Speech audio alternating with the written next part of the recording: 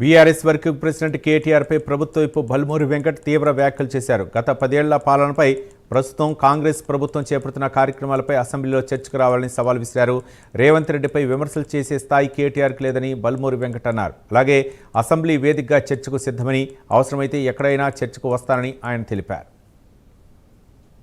బయటికి వచ్చి ఏదో గాంజాయి తాగిన లెక్క బయటికి వచ్చి నోటికి వచ్చినట్టు ఇలా ప్రెస్ మీట్ పెట్టి చిక్కడపల్లి సెంట్రల్ లైబ్రరీకి వస్తావా, లేదా అశోక్ నగర్ చౌరస్తాకు వస్తావా, లేకపోతే అక్కడికి వస్తావా ఇక్కడికి వస్తావా అని మాట్లాడుతున్నారు. నాయన సవాల్ విసిరింది మీ అయ్యకి, మాజీ ముఖ్యమంత్రి గారికి ముఖ్యమంత్రి గారు సవాల్ విసిరినరు.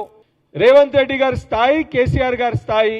కేసీఆర్ గారు ప్రతిపక్ష నాయకునిగా ఏదైతే ప్రతిపక్ష నాయకుని హోదాలో రాజభోగాలు అనుభవిస్తూ బయటికి రాకుండా ఫార్మ్ హౌస్కే పరిమితమైన కేసీఆర్ని లేఖ రాయి అసెంబ్లీ సమావేశాలు పెట్టడానికి సిద్ధంగా ఉన్నా అని చెప్పినరు. మీ అయ్యని పోయి ఒప్పించి ఏదైతే అసెంబ్లీ సమావేశాలు నిర్వహించడానికి మీ అయ్యతో లేఖ రాయిపియాల్సింది పోయి బయటికి వచ్చి నోటికి వచ్చినట్టు విషయం జిమ్మే ప్రయత్నం ఎందుకు చేస్తున్నావు? నిజంగా నీకు చిత్తశుద్ధి ఉంటే 10 ఏళ్ల మీ పరిపాలనలో మీ అయ్య ముఖ్యమంత్రిగా పనిచేసిండు కదా, మీ అయ్య పేరు చెప్పుకొని ఆ రోజు ఎమ్మెల్యేగా గెలిచినావు, మీ అయ్య పేరు చెప్పుకొని ఆ రోజు మంత్రిగా ఉన్నావు, షాడో ముఖ్యమంత్రిగా పనిచేసినావు.